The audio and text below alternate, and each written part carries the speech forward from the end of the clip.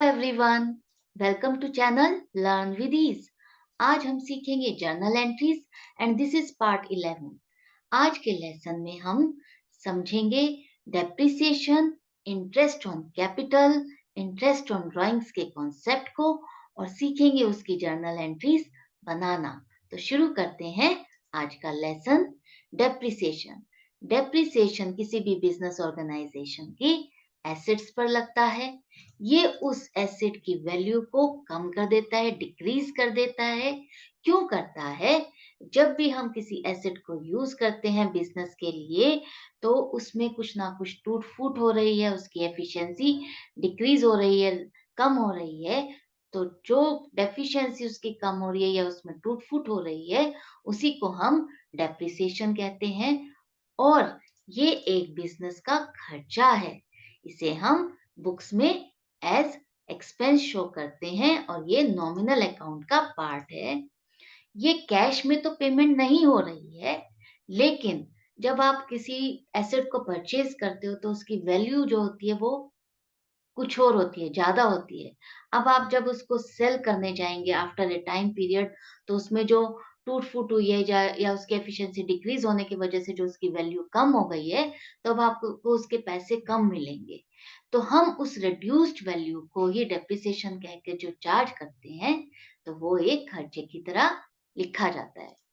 अब इससे जब हम डेप्रिसिएशन चार्ज कर रहे हैं, तो इससे हम बुक्स में अपनी एसेट की वैल्यू भी कम दिखाएंगे, ताकि बुक्स में एक्चुअल पोजीशन शो हो हमारे ऑर्गेनाइजेशन की एसेट्स और लायबिलिटीज की।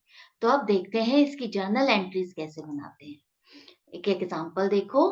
Provide 10% per annum depreciation on furniture costing ₹50,000। आपके बिजनेस में फर्नीचर है जिसकी कॉस्ट है 50,000। अब आप इस पर डेप्रिसिएशन लगा रहे हो 10%, जिसकी कैलकुलेशन आप करोगे 10/100 मल्टीप्लाइड बाय 50,000 और अमाउंट आएगी 5,000। तो जो 5,000 है वो डेप्रिसिएशन है। और अब आप 50,000 में से 5,000 माइनस करके अपनी बुक्स में बैलेंस शीट में जो एसेट्स हैं उसमें फर्नीचर की वैल्यू आप 45,000 शो करोगे और जर्नल एंट्री हो जाएगी डेप्रिसिएशन अकाउंट डेबिट 5,000। डेप्रिसिएशन क्योंकि खर्चा है, नॉमिनल अकाउंट का पार्ट है, तो इसलिए हम इसको डेबिट कर रहे हैं टू फर्नीचर अकाउंट 5,000। अब जिस फर्नीचर जो एसेट जिसकी वैल्यू कम हो रही है, तो हम उसको उसकी वैल्यू को रिड्यूस करने के लिए उसको इसके अकाउंट को रिवर्स करना पड़ेगा 5,000 रुपीज से, इसलिए हम टू फर्नीचर अकाउंट को क्रेडिट करेंगे। और अब आप नरेशन लिखोगे depreciation provided on furniture. Next, charge depreciation 10% per annum for 2 months on machinery costing rupees 3 lakh। अब आपने एक मशीनरी खरीदी है 3 लाख रुपए की और उस पर डेप्रिसिएशन लगाना है 10%, सिर्फ 2 महीने के लिए। सिर्फ 2 महीने के लिए क्यों? क्योंकि यहाँ पर एक पॉइंट इंपॉर्टेंट है जिसे नोट करो। आप डेप्रिसिएशन उसी डेट से स्टार्ट करोगे जब आपने मशीन एसेट कोई परचेज की है।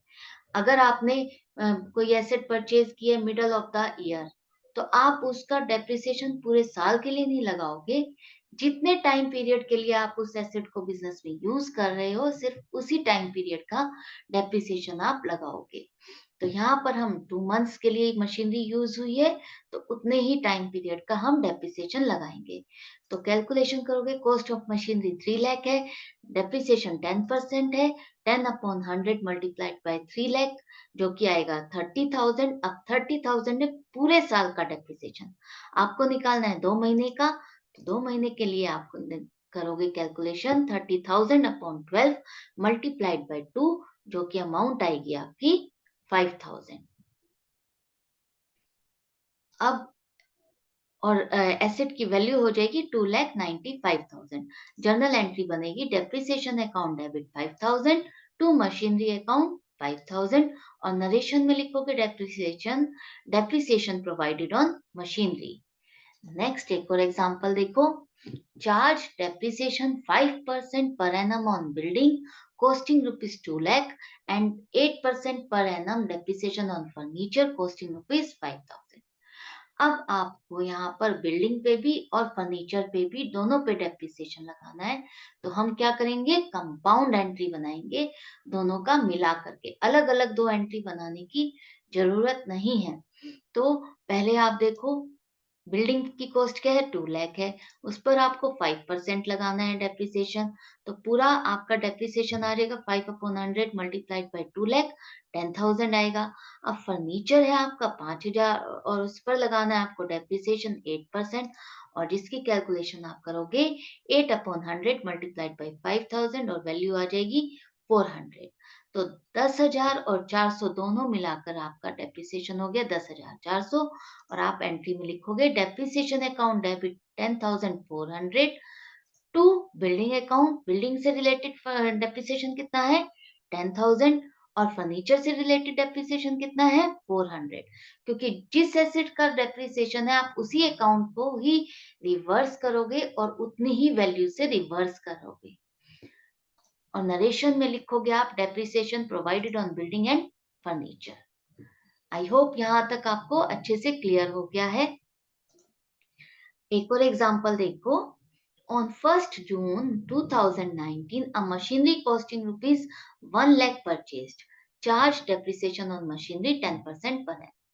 अब यहाँ पर आपको खुद कैलकुलेट करना है कि कितने महीने के लिए मशीनरी बिजनेस में यूज हो रही है, क्योंकि हमने 1 जून को खरीदी है, पूरा साल नहीं हुआ है।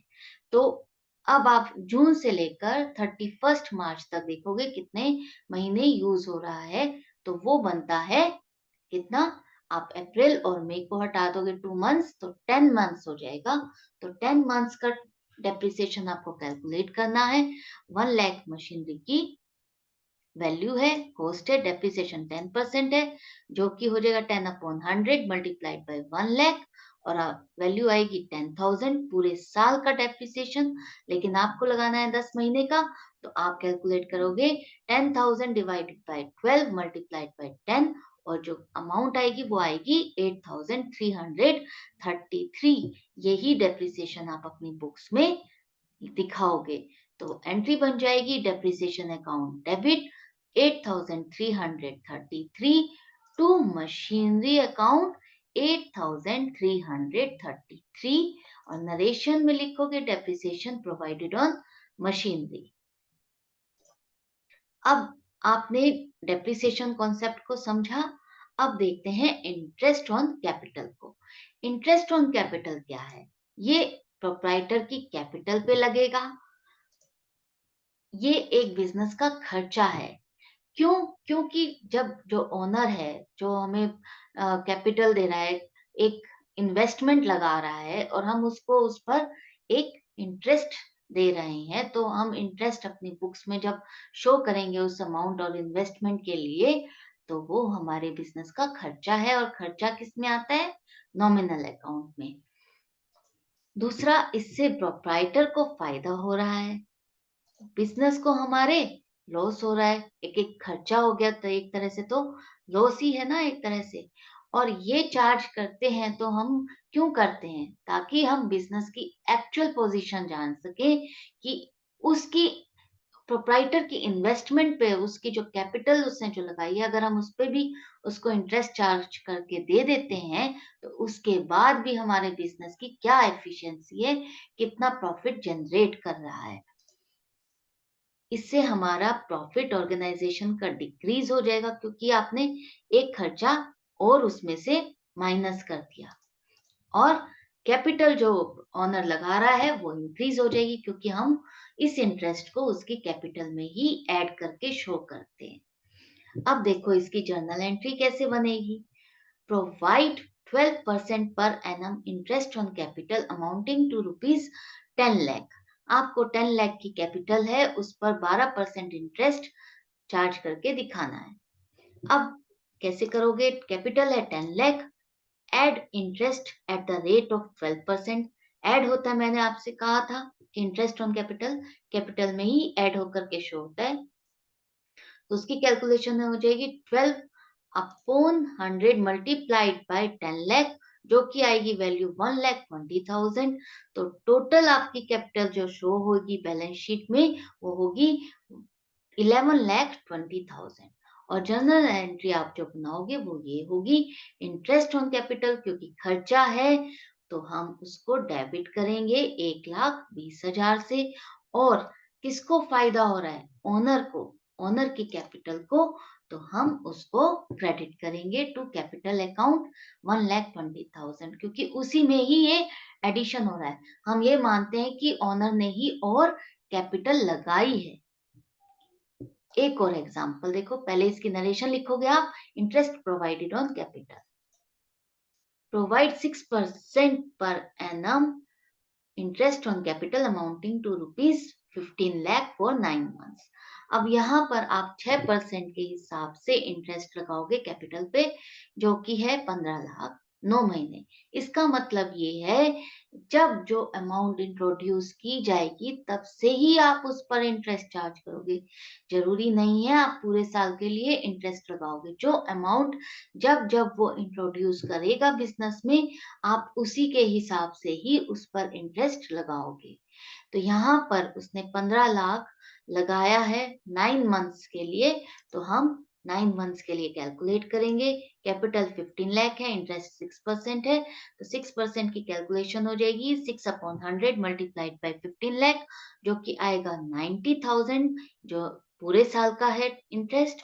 हमें लगाना है 9 मंथ्स का, तो आप 90,000 डिवाइडेड बाय 12 मल्टीप्लाइड बाय 9 करोगे, अमाउंट आ जाएगी 67,500 और एंट्री बन जाएगी interest on capital account debit 67,500।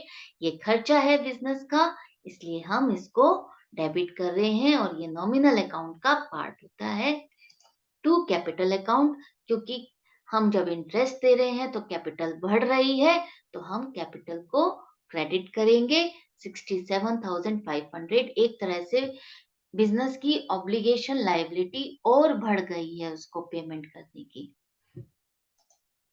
Interest provided on capital, ये नरेशन हो जाएगी। अब समझो इंटरेस्ट ऑन ड्राइंग्स। जब ओनर आपसे इंटरेस्ट ऑन कैपिटल ले रहा है, कैपिटल पे इंटरेस्ट चार्ज कर रहा है, तो जब ओनर आपके बिजनेस से बार बार ड्यूरेशन में पैसे निकालता है, विड्रॉ करता है, तो जिसे हम ड्राइंग्स कहते हैं, तो हम भी तो उस पर इंटरेस्ट चार्ज करेंगे बिजनेस में कि वो हमारे बिजनेस से पैसा निकाल रहा है। तो वो क्या है, पहले तो ये प्रोप्राइटर जो विड्रॉल करता है ये इस पर लगता है। दूसरा, ये बिजनेस का अब क्या हो गया, इनकम हो गया, क्योंकि फायदा है, हम भी तो ड्राइंग स्टॉक कर रहे हैं, उस पर इंटरेस्ट ले रहे हैं, तो वो इनकम हो जाएगी बिजनेस की। दूसरा, ये प्रोप्राइटर के लिए अब लॉस है, इससे उसकी कैपिटल रिड्यूस हो जाएगी, उससे इससे उसकी कैपिटल रिड्यूस हो जाएगी और इसे देखा जाएगा एज ए ड्राइंग्स उसकी बढ़ गई है। इससे हमें एफिशिएंसी सही पता चलेगी, ट्रू पिक्चर पता चलेगी बिजनेस की, और हमारा प्रॉफिट इंक्रीज हो जाएगा क्योंकि हम इंटरेस्ट उससे चार्ज कर रहे हैं, ओनर से हमें मिल रहा है, इनकम है। और कैपिटल उसकी डिक्रीज हो जाएगी, मतलब हम उसे एज ए ड्राइंग्स में ऐड करेंगे इंटरेस्ट को। अब आप इसकी एंट्री को समझो कैसे करेंगे। Charge interest on drawings ₹8,000। यहाँ पर डायरेक्टली लिख दिया है कि आपको 8,000 इंटरेस्ट चार्ज करना है। तो कैसे करेंगे, ड्राइंग्स अकाउंट डेबिट 8,000 और to interest on drawings account 8,000। मैंने आपसे कहा था कि हम जब इंटरेस्ट ऑन ड्राइंग्स भी चार्ज करते हैं बुक्स में, तो उसको भी एज ए ड्राइंग्स ही मानते हैं कि उस ओनर ने वो पैसा बिजनेस से निकाला है। और इंटरेस्ट ऑन ड्राइंग्स बिजनेस की इनकम हो गई है, इसलिए हम उसको क्रेडिट कर रहे हैं। और नरेशन में आप लिखोगे इंटरेस्ट चार्ज ऑन ड्राइंग्स। एक और एग्जांपल देखो, charge 6% per annum interest on drawings ₹50,000 on 1 नवंबर 2020। एक ऑनर ने जो ड्राइंग्स की थी 50,000 रुपए 1 नवंबर 2020 की, आप उस पर इंटरेस्ट चार्ज करोगे 6% के हिसाब से। तो वो कितना हो जाएगा, आप 1 नवंबर से 31 मार्च तक इस पर इंटरेस्ट कैलकुलेट करोगे, उससे पहले का नहीं करोगे। तो कितने महीने हो जाएंगे, 5 मंथ्स हो जाएंगे, नवंबर, दिसंबर, जनवरी, फरवरी, मार्च। तो ड्राइंग से 50,000, इंटरेस्ट है 6% और कैलकुलेशन हो जाएगी 6/100 मल्टीप्लाइड बाई 50,000, अमाउंट आ जाएगी 3,000। आपको लगाना है 5 मंथ्स का, तो 3,000 डिवाइडेड बाई 12 मल्टीप्लाइड बाई 5 और अमाउंट आएगी 1,250। ये आप ड्राइंग्स पर इंटरेस्ट चार्ज करोगे। Drawings account debit 1,250 to interest on drawings account 1,250 और नरेशन में लिखोगे interest charge on drawings. I hope आज के तीनों कॉन्सेप्ट आपको बहुत अच्छे से क्लियर हो गए हैं और जर्नल एंट्रीज भी आपको अच्छे से समझ में आ गई है। तो अब बारी है जर्नल एंट्रीज पार्ट 10 के क्वेश्चन के आंसर। मैंने आपसे पूछा था insurance premium amounting to ₹6,000 is paid on 1 December 2021 for 1 year में आप 4,000 किस अकाउंट को डेबिट करोगे। यहाँ पर हमने एक प्रीमियम पे किया है 6,000 1 दिसंबर को 2021 को, तो आपको 4,000 किस अकाउंट को डेबिट करना है, वो है प्रीपेड एक्सपेंस, क्योंकि आपने इंश्योरेंस पूरे साल का दिया हुआ है और आपके बिजनेस के लिए ड्यूरेशन सिर्फ 4 मंथ्स की आ रही है, तो बाकी का प्रीपेड एक्सपेंस है जो कि अगले साल अप्लाई होगा।